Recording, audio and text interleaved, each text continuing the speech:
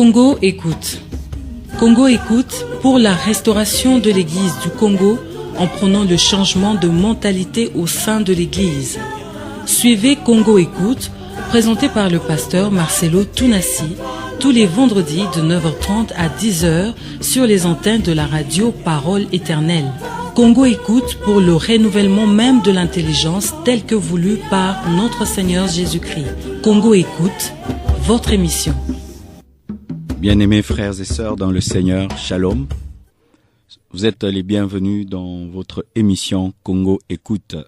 Au micro, c'est votre serviteur, le pasteur Marcelo Jérémy Tounassi, de l'église La Compassion, qui est située à Limité, 2e rue, quartier industriel numéro 6.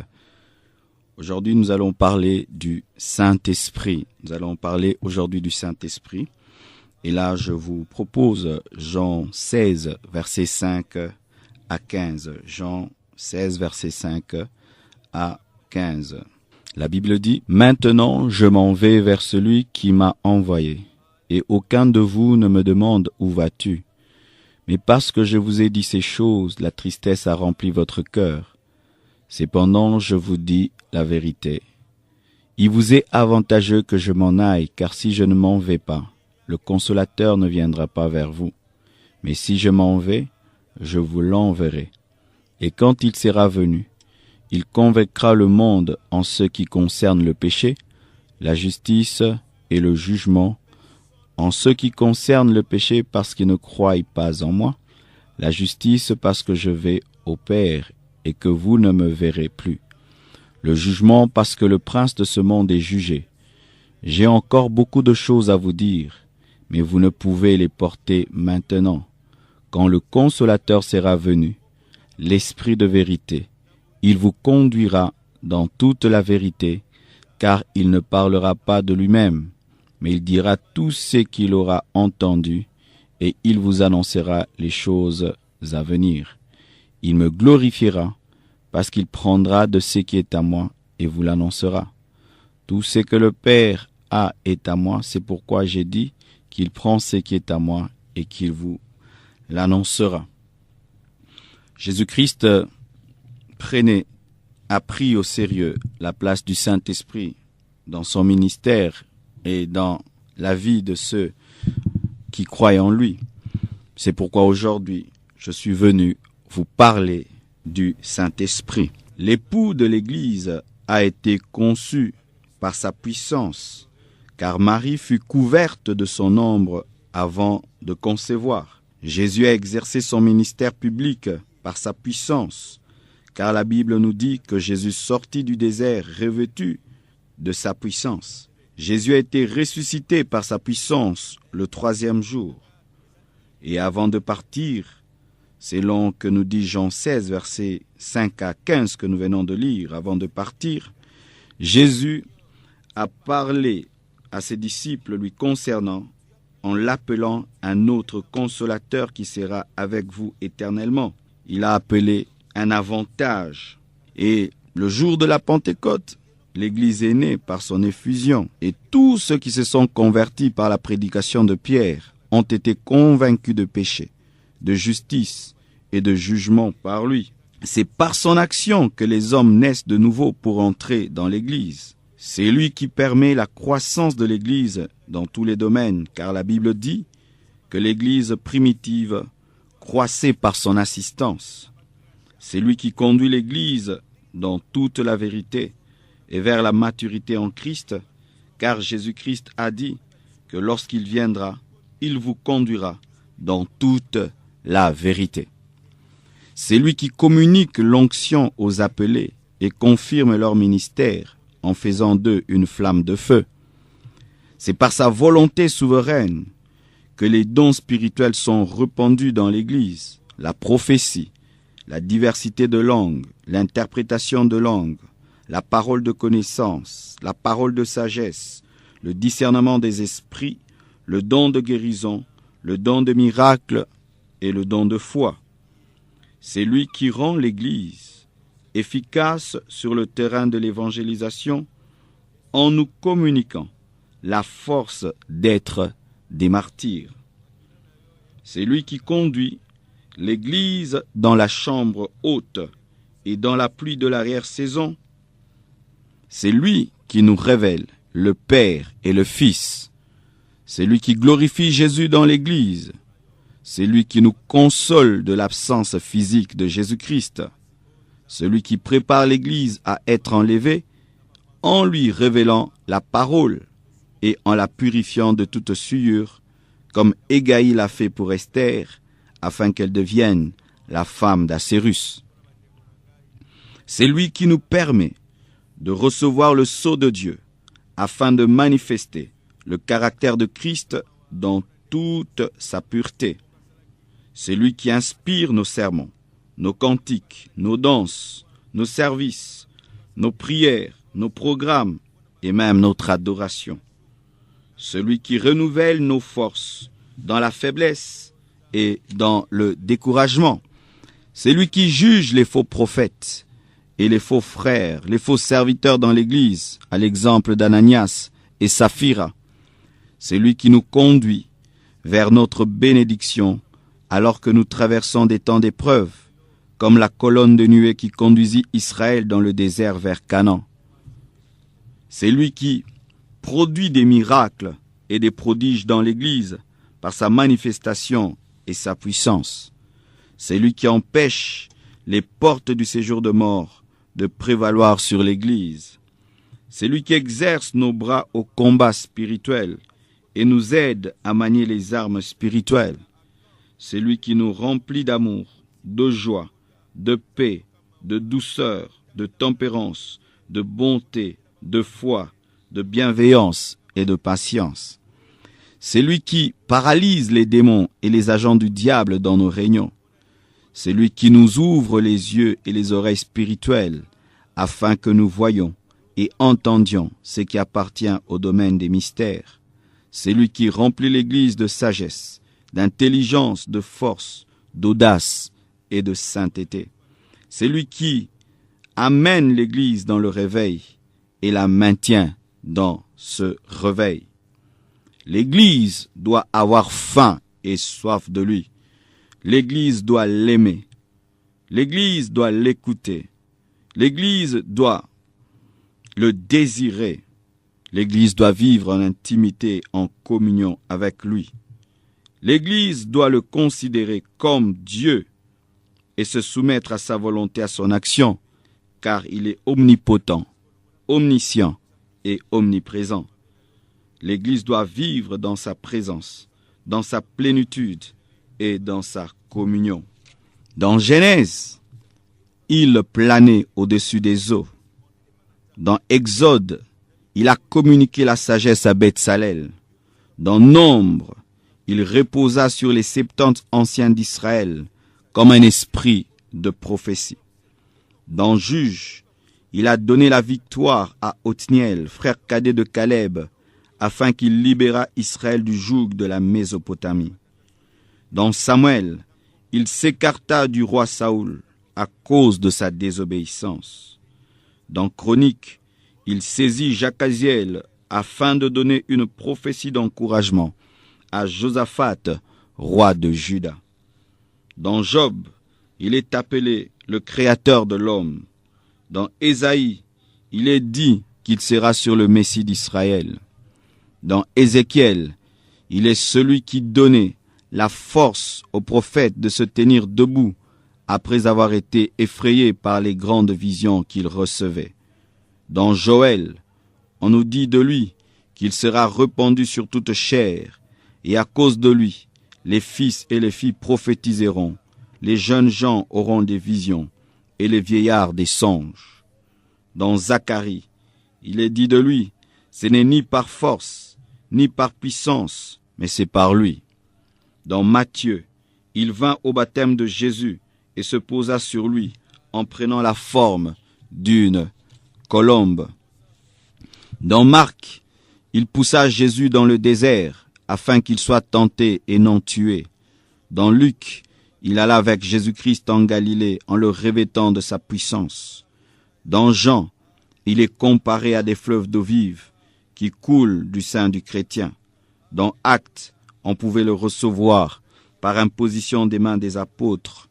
Dans Romains, il est dit qu'il n'y a plus de condamnation pour ceux qui sont en Christ, pour ceux qui ne marchent plus selon la chair, mais selon lui.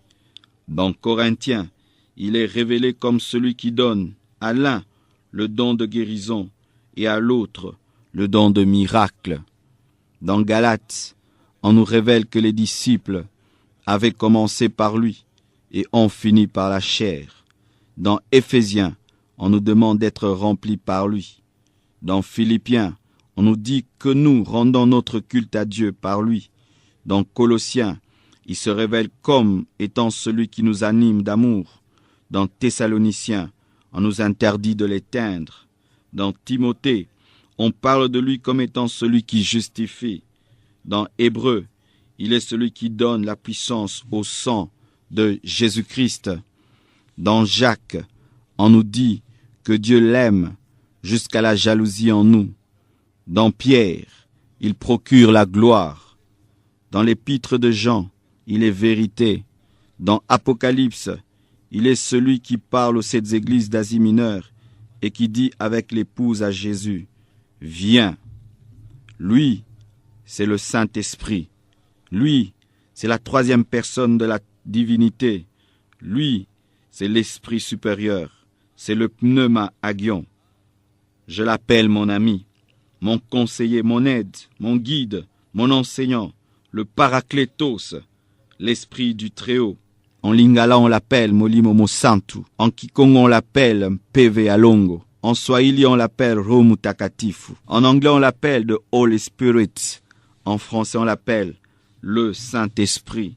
Vis-tu en communion avec lui? Le connais-tu? Est-ce qu'il te remplit? Est-ce qu'il te dirige? Est-ce qu'il te parle? Il est l'avantage dont Jésus-Christ a parlé. Il est le consolateur qui est venu après sa résurrection. C'est lui la colonne de nuée et de feu dans le désert. C'est lui le chandelier d'or dans le lieu saint. C'est lui la colombe dans l'arche de Noé. Celui qui a conduit Abraham en Canaan. C'est lui la beauté de Sarah. C'est lui le commissionnaire du mariage d'Isaac et de Rebecca. C'est lui qui parla dans la bouche de Jacob lorsqu'il prophétisa sur ses fils avant sa mort. C'est lui qui souffla sur la mer Rouge, pour qu'elle se divise, et sur le Jourdain, pour qu'il recule. C'est lui le courage de Josué et la force de Samson. C'est lui qui donna de la puissance à la pierre de David, et qui remplit Salomon de sagesse et d'intelligence. C'est lui qui attira les regards d'Assérus sur Esther, en la faisant resplendir. C'est lui qui fit tomber Paul de son cheval, et fit de lui un apôtre puissant de Jésus-Christ. Celui qui frappa le magicien Bar-Jésus d'aveuglement jusqu'au soir. Celui qui ressuscita Lazare, Tabitha, la fille de Jairus, Éticus, le fils de la Sunamite, le fils de la veuve de Sarepta, le fils unique de Dieu, et qui ressuscitera l'Église au jour de l'enlèvement, car il est l'esprit de résurrection. Celui qui dit à ton esprit que tu es enfant de Dieu, c'est par lui que nous crions « Abba Père ». C'est lui l'autre défenseur, c'est lui notre avantage, c'est lui l'esprit d'adoption, c'est lui le gage de notre rédemption, c'est lui le sceau de notre rachat, c'est le Paraclétos, le consolateur, c'est lui la présence de Jésus-Christ dans nos esprits. Et sans lui, nous reculons devant nos ennemis. Sans lui, nous marchons en tâtonnant. Sans lui, nous n'avons pas de révélation. Sans lui, nous sommes un peuple sans vision et sans frein. Sans lui, l'Église devient une simple asbéel. Sans lui, nos vies sont sans vie. Sans lui, nous sommes petits et destinés à l'échec. Sans lui, nos cœurs manquent de joie et de paix. Sans lui, il n'y a point de restauration. Mais avec lui, des signes et des prodiges peuvent nous accompagner. Avec lui, nous devenons très dangereux. Avec lui, nous sommes une flamme de feu et une flèche aiguë dans le carquois de Dieu. Avec lui, nous devenons des tombeurs des géants et des aplanisseurs des montagnes. Avec lui, nous devenons des transformateurs des déserts et des martyrs de Jésus. Avec lui, nous devenons des restaurateurs des brèches. Dans Actes 2, versets 1 à 4, il transforma la fête de Pentecôte juive en un jour qui rappelle son effusion et la naissance de l'Église. Lui, le Saint-Esprit de Dieu. Dans Jean 14, verset 26, Jésus nous dit de lui, qui nous rappellera ce que lui nous a dit, et il parlera de sa part. C'est-à-dire qu'aucune prophétie ne peut être donnée sans lui, et personne ne peut garder ou conserver la parole de Dieu dans sa vie sans lui. C'est lui qui nous rappelle ce que Jésus a dit. Je m'en vais vous préparer une place, et je reviendrai vous prendre, afin que là où je suis, vous soyez. Et si vous mourrez, je vous ressusciterai. C'est cela, la prophétie des prophéties, l'enlèvement, la résurrection, le millénium, la nouvelle Jérusalem céleste et le Saint-Esprit. Le vrai Saint-Esprit nous parle de ces choses. Et là, nous remarquons souvent que les chrétiens oublient le Saint-Esprit pendant toute une année et se souviennent de lui le jour de la Pentecôte. Nous le jetons dans un coin pendant toute une année et c'est seulement un jour, le jour de la Pentecôte, que tous les prédicateurs se lèvent pour parler du Saint-Esprit, que même ceux qui l'ont oublié parlent de lui, désirent sa plénitude, désirent son onction, alors que la volonté de Dieu est que tous les jours, nous puissions vivre en communion avec lui, que tous les jours, nous puissions vivre en communion avec lui par la grâce et la force que Dieu nous donne.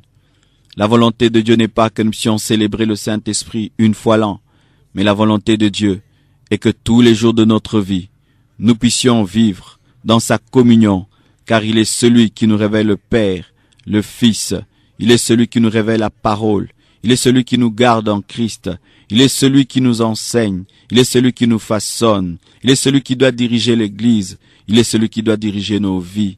Il n'a pas besoin d'une fête en son honneur un jour, mais il a besoin de diriger notre vie. Laisse à l'Esprit de Dieu de te conduire, seconde après seconde, minute après minute, et il te conduira dans toute la vérité. Si tu le laisses te conduire, tu ressembleras à Jésus.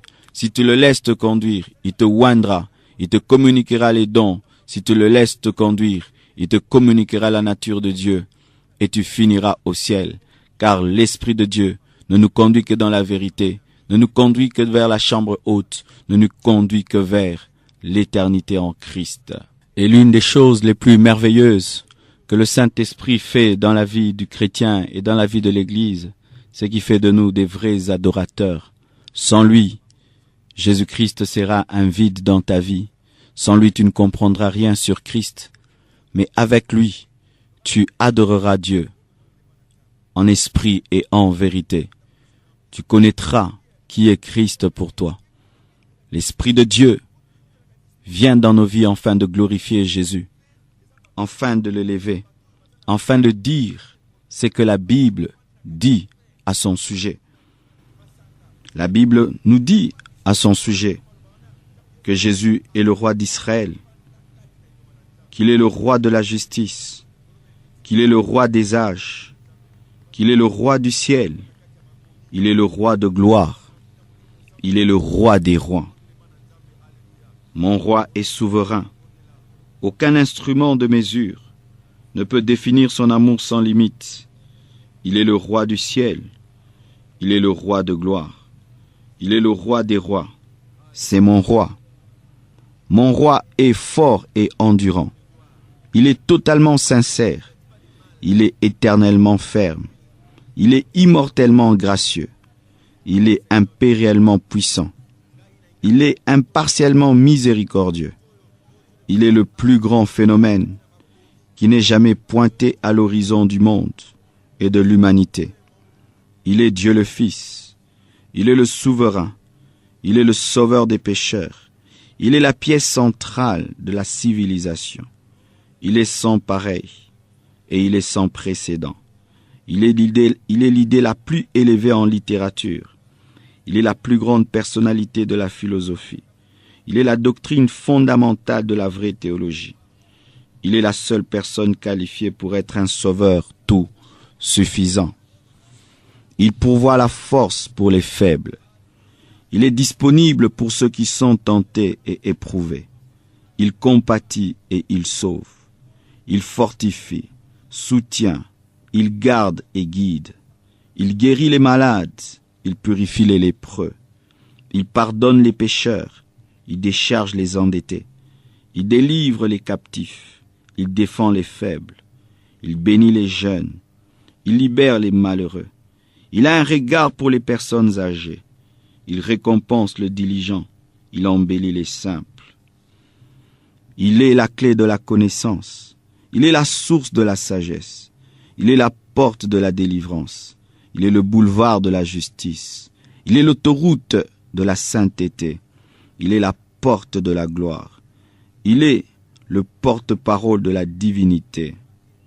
Sa vie est incomparable, sa bonté est sans limite, sa miséricorde est éternelle, son amour ne change jamais, sa parole suffit, sa grâce est suffisante, son règne est justice, son joug est facile.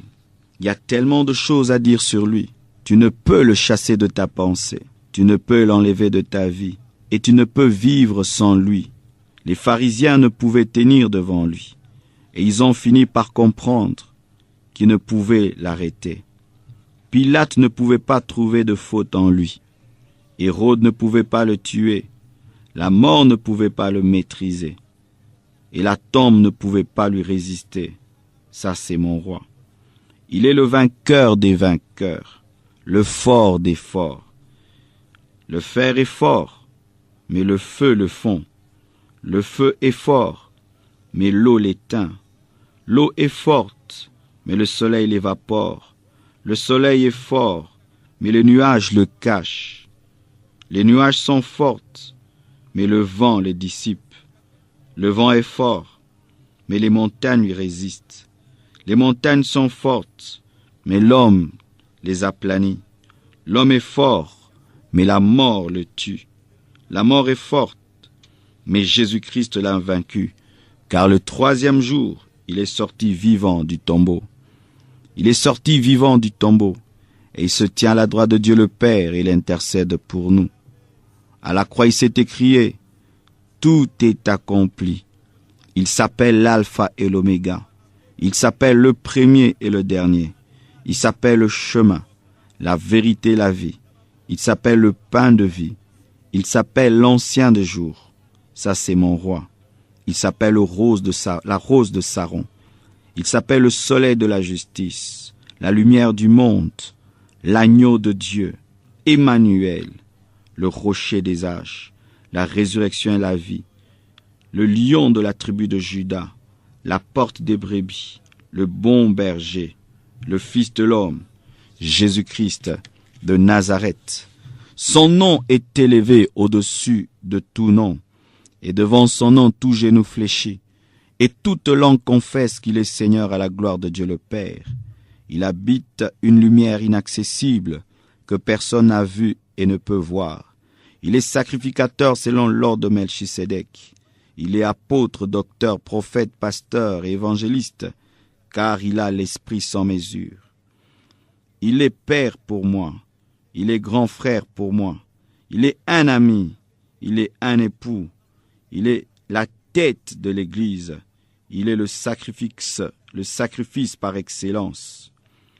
Les autres rois marchent sur des tapis rouges, parce qu'ils versent les sangs de leurs militaires pour bâtir leur royaume. Mais mon roi marche sur un tapis blanc, parce qu'il n'a pas versé le sang des autres pour bâtir son royaume, mais il a versé son propre sang. Il est digne de gloire. Il est digne de recevoir l'honneur. Il est digne de recevoir la louange. Il est digne de recevoir l'adoration. Il est digne de recevoir l'acclamation. Il est digne de confiance, digne de foi, digne de respect, digne de révérence, digne de contemplation. Il est digne de fidélité, digne de vénération, digne de tomber amoureux de lui, digne de recevoir nos vies en sacrifice, digne de recevoir nos offrandes, digne de recevoir nos cris, de recevoir nos danses, de recevoir nos chants. En dehors de lui, la vie devient la mort. Il est la force de la force, la substance du paradis. Il est la vie de la vie. Il est l'âme de mon âme, mon roi. Et tout cela, tu ne peux le comprendre que par le Saint-Esprit. Quand l'Esprit de Dieu te remplit, ce que je dis n'est pas une récitation, cela devient ta vie. Car Jésus-Christ dit que lorsqu'il viendra, il me glorifiera. Lorsqu'il viendra, il vous enseignera toute la vérité. Il est impossible d'être un vrai adorateur sans le Saint-Esprit. Il est impossible d'adorer Jésus-Christ dans la vérité sans le Saint-Esprit. Il te faut le Saint-Esprit. Et à toi qui as entendu tous ces éloges sur Jésus-Christ, si le Saint-Esprit n'illumine pas les yeux de ton cœur, tu entendras que des phrases, tu croiras que ce sont des poèmes, alors que c'est la vie. Le Saint-Esprit vient présenter à ton esprit Jésus-Christ afin que tu crois en lui si tu es dans le monde. Et si tu as déjà reçu Jésus-Christ, le Saint-Esprit vient te révéler davantage Christ afin que tu l'aimes et que tu l'adores en esprit et en vérité. Je prie de tout mon cœur que pendant que je parle, qu'un homme reçoive la révélation de Jésus. Par le Saint-Esprit, qu'un homme soit rempli du Saint-Esprit, qu'un homme devienne un adorateur par le Saint-Esprit, car Dieu recherche les vrais adorateurs qui vont l'adorer par l'Esprit, par l'aide de l'Esprit, conduits par l'Esprit, dirigés par l'Esprit. Aujourd'hui, nous avons parlé du Saint-Esprit, nous avons parlé de ses avantages et surtout de cette vie d'adoration qu'il amène. La révélation de Christ qui nous donne, à nous chrétiens, même à celui qui ne le connaît pas. Aucun homme ne peut venir à Christ si l'Esprit ne l'aide, et aucun ne peut demeurer en Christ dans une profonde adoration sans l'aide du Saint-Esprit.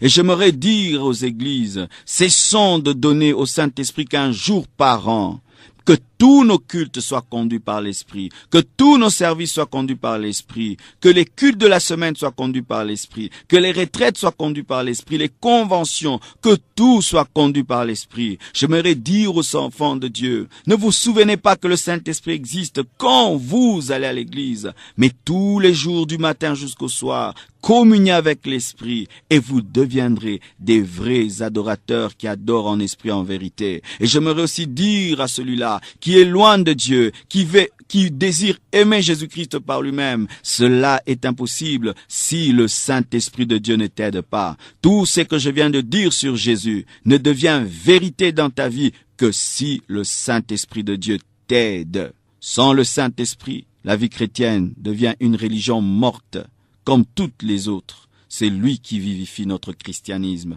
c'est lui qui vivifie notre vie, et c'est lui qui nous permet de ressembler à celui que nous adorons, le Saint-Esprit. Bien-aimés, que Dieu vous bénisse abondamment. Je crois que vous avez été bénis, et qu'au travers de ce message, votre communion avec Dieu s'est approfondie. C'était votre émission, Congo Écoute, avec le pasteur Marcelo Jérémy Tounassi. Nous sommes à Limété, 2e rue, quartier industriel numéro 6. Et voici notre numéro de contact pour tous ceux qui désirent nous rencontrer ou partager avec nous, témoigner. C'est le 081 506 78 81. Je répète, 081 506 78 81. Que Dieu bénisse la radio Parole éternelle et bonne continuité à la même chaîne. Que Dieu bénisse. Amen. Congo Écoute. Congo Écoute pour la restauration de l'Église du Congo en prônant le changement de mentalité au sein de l'Église. Suivez Congo Écoute, présenté par le pasteur Marcelo Tounassi, tous les vendredis de 9h30 à 10h sur les antennes de la radio Parole éternelle.